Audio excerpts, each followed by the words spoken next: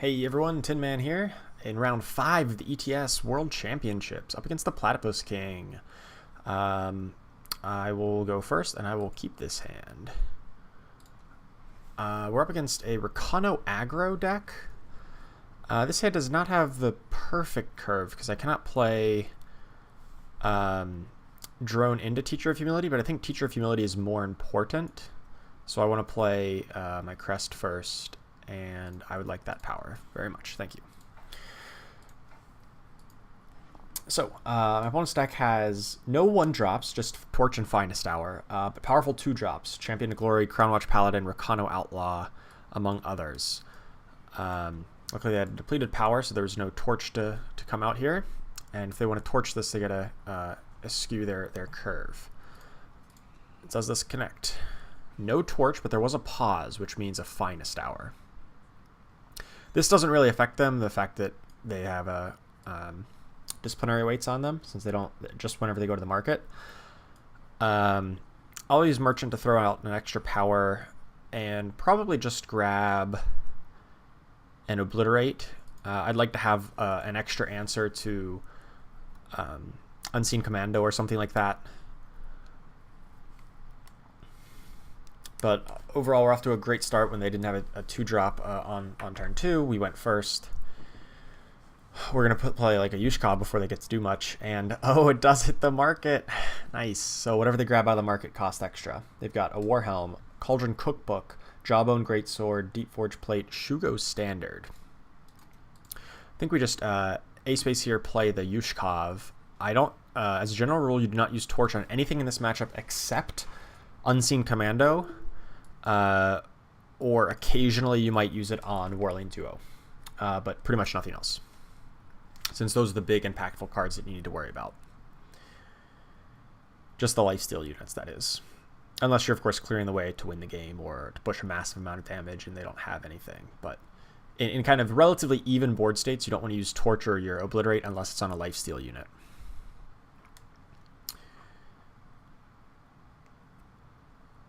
So I feel very good about our position right now. I mean, they could have Auric Runehammer kills the Yushkov, and then I kill it right back, and still develop our board. And then we've got 9 points of burn, plus they're at 16, even given that sequence of events. Unseen Commando. This is the Torch target, but it looks like they do have the Finest Hour available.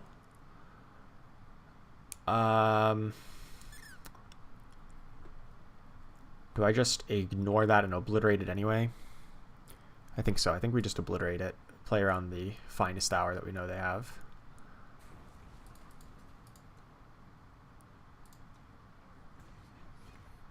And then play both our guys. No sense in holding anything back. There's no Harsh Rule or anything like that to come out.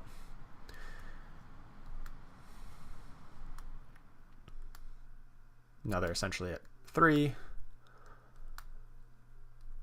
Oh, wait. Could I have just 1 if I had just... Oh, no, the Obliterate already did overkill by 3. I thought they're at 9. I could have Obliterate Torched them.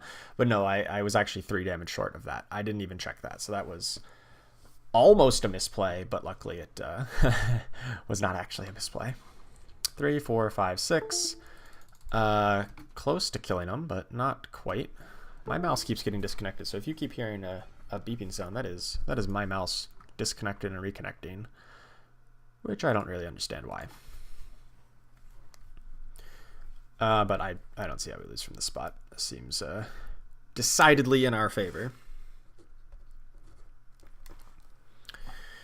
Falcon Forcer blocks this, I suppose. Sure. And we just have the next Obliterate anyway. Even if this blocks here and torches that, still... Even if you have double Torch, then I have... You need to have double Torch here to not be dead.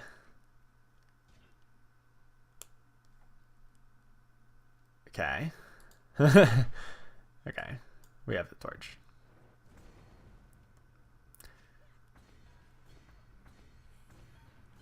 We also could have just torched him directly, but that worked just as well. Okay, sweet. That was a stomping and a half. So we're up 1-0. But, of course, forced play draw, then that means Platypus gets to go first. So I would obviously concede if I get rolled as going first, which I've had to do 3 or 4 times in a row. But luckily, they did go first, so we'll play this game. But not with the sand, I won't. I'm going to redraw that since I don't have the influence I need. Sand's quite, well, it's playable. I'm not sure if it's great in this matchup. It makes a whole bunch of 1/1s, but has no way to interact with lifesteal.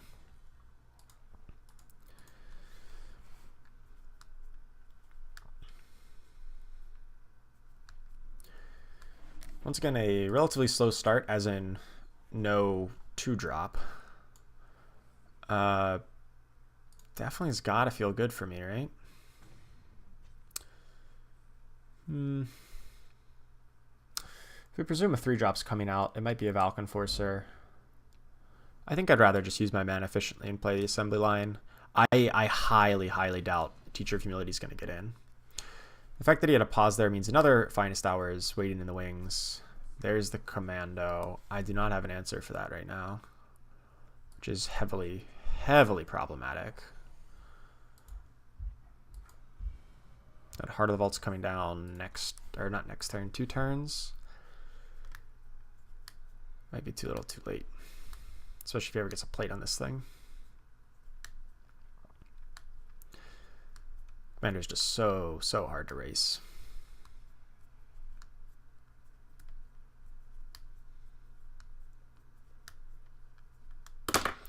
I wasn't going to redraw to 6, but you really do want to keep any hands that have Torch in this matchup.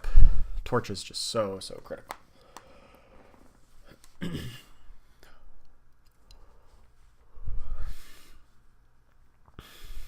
Warlane Duo. I will... Well, let's see. We know there's a Finest Hour coming out. Puts Warlane Duo up to 7. Just block everybody on it. Yeah.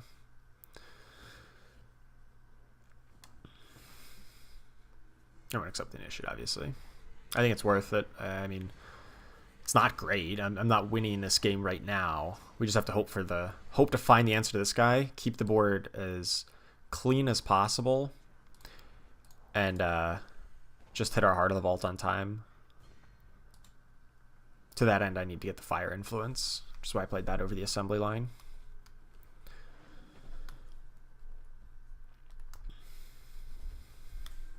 He's going to gain a bunch, but we're just got to win the late game.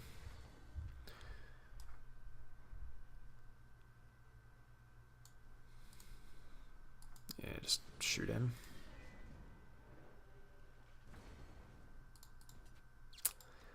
Well, we can go wide, and Heart of the Vault alone does kind of race that. I mean, it deals 6, which is outpacing his gain 3 per turn, but now it turns on the Vanquish and Vanquisher's Blade. But it looks like Vanquisher's Blade was not coming, but Vanquish still might. Or is just that flooded, because I know he has another Sigil, because that came in undepleted. So, you're telling me there's a chance. Looks like there's a Finest Hour or a Torch. So we just flood the board here, right? There's nothing to punish us for flooding the board.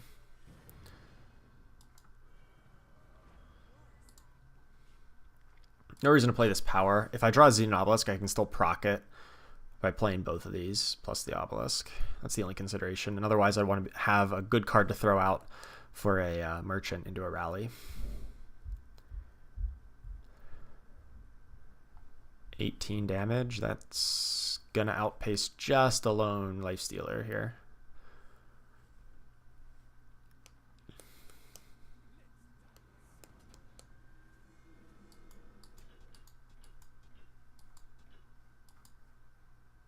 Actually, hang on.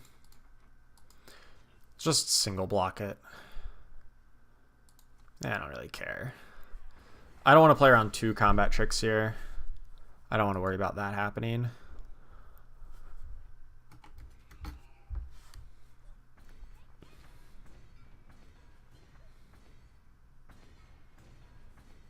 Let's see what we draw.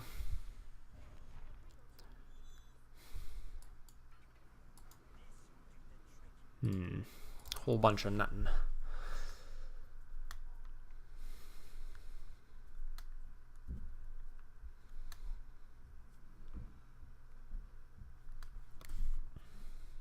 Oh, well, we gave him a plate with that draw.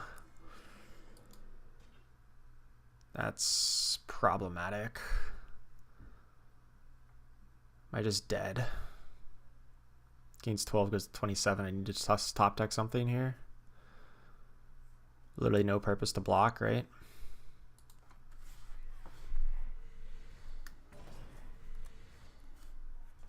Had it. Had it. I assume that gets me there. I haven't figured it out. Oh, that has endurance? Oh, maybe it doesn't. Oh, maybe it doesn't. Oh, no. Ah, well. It is what it is. If this wins me, I don't know. Presumably he blocks. This guy takes... I don't even know if it's enough. I haven't figured it out. If he's blocking this one, I'm definitely dead.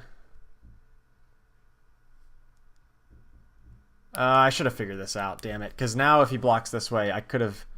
Oh, no, then he could just kill me in the air. There's no way. No, I should have figured this out first. This is 18, 21, 25, 29, plus 8. Oh, no, 29 plus 8. Oh, damn it. Did I... Oh, I should have left one guy back. Oh, if I left one guy back, then he could probably... Then he doesn't need to block here, right? Oh, no, it's exactly... Oh, God, I didn't even... Oh, boy. Okay. I should have figured that out, right? I should have mathed that out first. I just got too over-anxious. And I could have... Basically, what I was looking for was... If I could make an attack where I hold one guy back and then attack with everything else, so that, and that still forces that trait, that chump, then I at least have a blocker back for the whirling duo. I didn't figure that out. It wasn't the case. The direct attack was lethal, but there was a potential that I would have had a... oh yeah, we gotta do force play draw. There was a potential that I could have misplayed there. God, I'm playing loosey-goosey here, but we're 2-0, and we're just trying to figure out the play draw situation.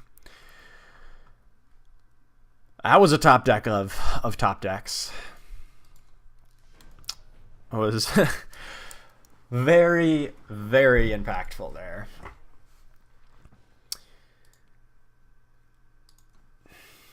Maybe one of these games, Platypus here will get to go first. Maybe, if I let him. Or I'm just going to get to keep on drawing new hands and conceding. It seems like a fair way of doing this. This is the third time in 5 rounds that I've had to at least... We've had to reset 3 times in a row. Whereas the matchup against, what was it, Eric 9099, every single time was the proper play draw. Okay, finally. And of course, once we finally get it, I always have to redraw my hand because my hand's terrible and unplayable. I mean, it's playable. It's not amazing. It doesn't have interaction. But it has an obelisk. Well, it didn't, but it had redraws to obelisk. That is a good 2-drop. Obviously, I like to find torches, but at times like this... I actually think I'm going to play Temple Scribe since it blocks the Crown Watch Paladin. I won't get my awesome turn 3 obelisk, but I have a good turn 3 play anyway.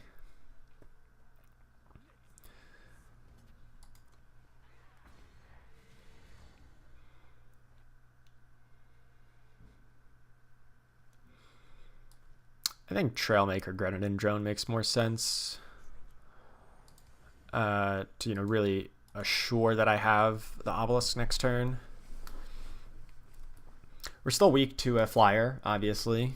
But against non-flyers, this hand is quite powerful. And I guess I can contest flyers with Marison's Disciple. fact that he's holding back here means there's no combat trick to attack into these 1/1s. I think it makes more sense to play Marison for a flyer, given the fact that he was already stalled out on board. And then we have the potential to draw power and play both Temple Scribe and Xenon Obelisk in the same go. There might be a plate here. Yeah. Maybe now I wish I had had the deadly one. If this isn't attacking though, A-okay to trade off like that. And then now we'll just build the big board with the obelisk.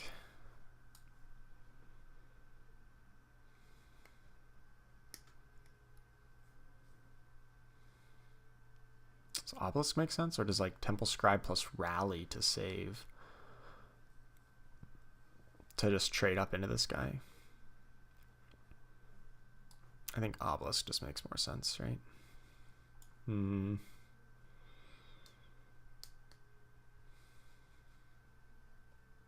I can take one hit from this guy. I think I want a Temple Scribe. I can take a hit from this guy. And we get the best of both worlds.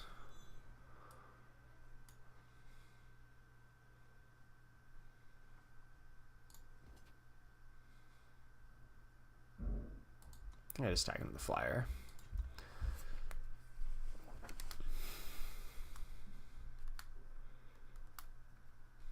I don't think I block this guy. He has to have a combat trick if he's making this attack. And I can play better around it by having the rally up next turn. Or just grabbing the Shatterglass Mage. That's quite good as well.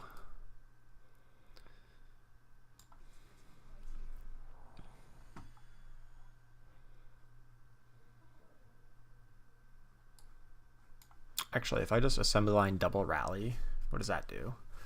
So assuming to gain 16, so that's 49. 2, 3. So 1, 2, 3, 4, 5, 6, 7, 8, 9. 9 plus 9 times 4 is 36. No, that's not even close. Oh, 9 times 6 is 50 something. That might be. Yeah, let's play assembly line.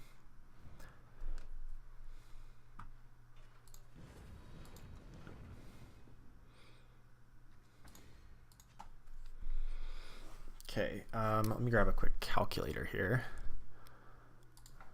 Okay, so I assume opponent's going to be at plus 16 from this, so 46. And then, or actually only minus 8 here, so 38. And if I A-space double rally, he blocks the 3 and the 3, and then he takes 1, 2, 3, 4, 5, 6, 7. 7 guys times, they're at 6 damage each, plus 1 extra. That's fatal. And he torches one, I think that's fatal. Okay, I'm in.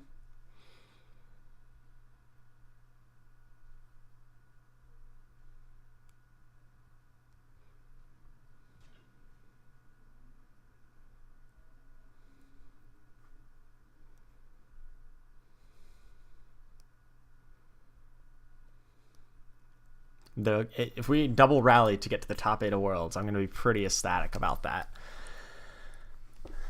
Because Rally is by far my favorite Eternal card.